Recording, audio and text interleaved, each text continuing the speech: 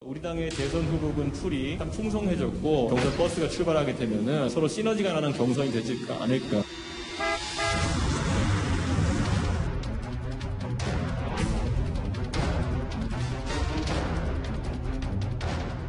입당은 기정사실화 된 거고 시기만 남았다 이 말씀이신가요? 그거를 가지고 너무 쪼지 말라는 게 오늘의 교훈입니다. 바짝 징계해야 될 수 없습니다. 원래는 칼같이 징계해야죠.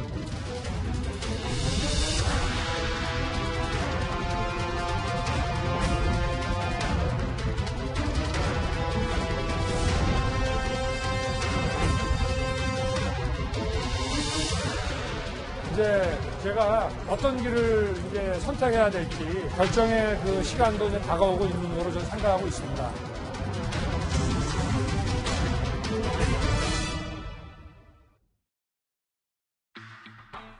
예, 저희가 준비한 1위와 2위가 동시에 나왔습니다. 국민의힘 11명 처음 보였다. 이 얘기부터 먼저 만나볼 텐데요. 제1야당, 그러니까 국민의힘도 이제 본격적인 대선 레이스를 준비하고 있습니다. 올해 이준석 대표가 당사로 11명의 당내 대권 주자들을 초청했는데요. 처음으로 한자리에 모였습니다. 저희가 화면부터 좀 더 만나보겠습니다. 당대표 취임 이후 한 50일여 되는 기간 동안에 우리 당의 대선 후보군 풀이 참 풍성해졌고 8월 30일 우리 당의 경선 버스가 출발하게 되면은 서로 시너지가 나는 경선이 되지 않을까. 처음 당사 와봤습니다. 제가 당대표 할 때 이 당사를 사기 위해서 접촉을 했는데 그 당시에 샀으면 아마 수십억이 잡는데 우리 당이 내년에는 꼭 잘 됐으면 정말로 잘 되도록 노력을 하겠습니다. 반갑습니다. 앞으로 뜨겁게 경쟁하실 분들이라서 이렇게 한 분 한 분 보니까 홍준표 후보님 좀 쌀쌀할 필요합니다. 예, 오늘 11명, 홍준표 의원부터 저 끝에 황교안 전 대표까지 11명이 처음으로 상견례 간담회를 했습니다. 오늘 마찬가지로 뉴스탑10 첫 출연하신 양주 대변인께 이 첫 질문을 좀 드릴 텐데요. 양 의원님 현장에 계셨잖아요. 오늘 현장 분위기가 좀 어땠는지 그것부터 좀 전해주시죠. 네, 제가 오늘 현장에서 사회를 맡았습니다. 그렇습니다. 제가 사회를 맡는데요. 현장 분위기는 이제 다들 사실 많이 늦었죠. 제1야당의 대선 후보들께서 이제 대선 레이스를 시작하시는데 8월 30일에 30일, 31일 날 후보 등록을 하고요. 9월 15일에 1차 컷오프가 있습니다. 그 전에 사실 국민들께 저희 제1야당의 대선 후보들을 선보이는 기회가 됐어야 됐는데 아직 많이 늦은 것이고 이제 본격적으로 제1야당의 대선 레이스가 시작이 됐다. 그래서 현장 분위기는 모두 이제 시작하는구나라는 분위기로 지금 논의가 됐었습니다. 이제 신발끈 동여매고 시작이다. 양 대변인께 질문을 바로 하나 더 드리면 그런데 이준석 대표에게는 8월 30일에 경선버스 출발하면 시너지 나는 경선을 기대한다. 이거는 윤 전 총장의 입당을 대체적으로 염두에 두고 한 이 대표의 발언이겠죠? 네, 염두에 두고 있는 것은 맞고요. 다만 그와 별개로 윤 총장의 입당과 별개로 30일, 31일부터 후보를 받고 열차는 출발합니다. 다만 당 지도부에서 예측하기로는 높은 확률로 이제 빠르게 오시지 않겠는가 이러한 의사를 그때 치맥 회동을 통해서 저희가 확인을 했던 것이고요. 그렇기 때문에 열차는 상관없이 출발하지만 그 전에 윤 총장께서 탑승하실 거라 믿는다라는 분위기로 이해하시면 될 것 같습니다. 경선 버스, 경선 열차 탑승. 글쎄요, 이게 좀 이준석 대표의 머릿속의 그림처럼 잘 될지는 저희가 봐야 되겠는데요. 그런데 오늘 이 첫 11명의 상견례 자리에서는요. 벌써부터 어떤 방식으로 이 대선 경선을 치를 것인지 하는 말들까지 나왔습니다. 지금 우려하고 있는 개파 정치의 부활입니다. 치맥 파티다 뭐다 해가지고 국민들 앞에서 이렇게 회담이라고 보고 그야말로 휘덕거리고 당과 이 대표 국민을 능멸하는 거다 말이죠. 서로 진정성 없이 언론 이벤트나 만들려고 하는 것밖에 더 되느냐.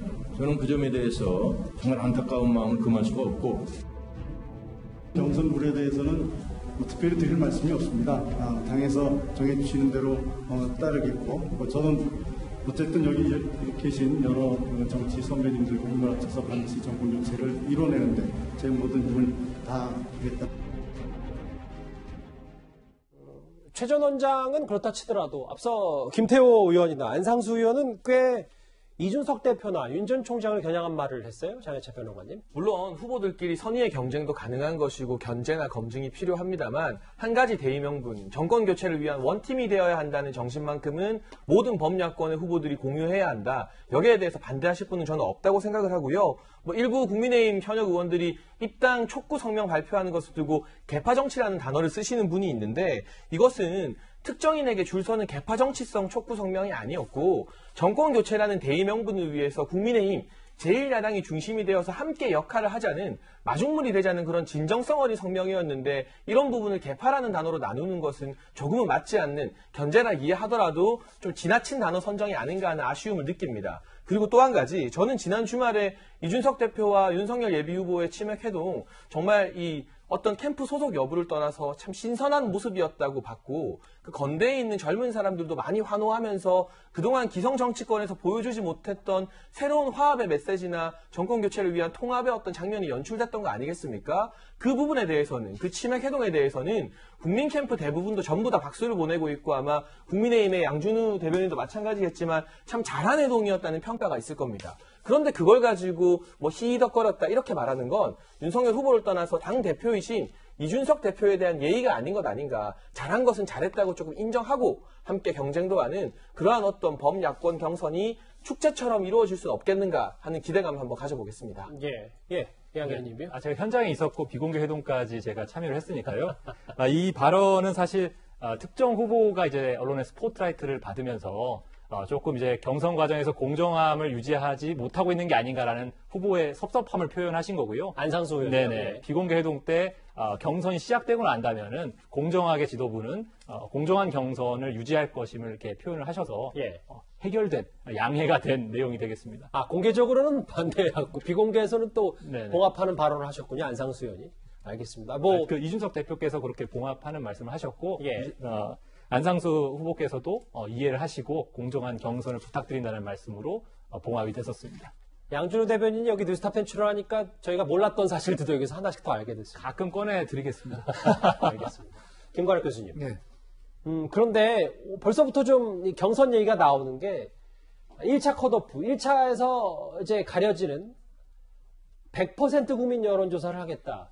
이걸 두고 이게 최재형 전 원장에게 지극히 유리한 거 아니냐라는 얘기가 벌써부터 나오더라고요. 이건 실질적인 표와 관련된 거기 때문에 굉장히 이제 민감할 수밖에 없죠. 치맥 같은 거야 하나의 이벤트에 불과한 것이지만 이거는 이제 누가 사실상 투표권을 갖느냐가 이제 당원들의 어떤 지지를 많이 받고 있는 사람들은 당연히 당원들의 어떤 포션이 더 커야 된다라고 생각하지만 지지율이 지금 높은 상태에 있는 윤석열 전 총장이라든가 지금 최재형 전 원장이라든가 이런 분들한테는 이런 100% 여론조사가 유리할 수밖에 없거든요. 그러니까 다른 후보들은 이게 너무 유리한 거 아니냐 이런 이제 불만을 제기할 수 있는 거죠.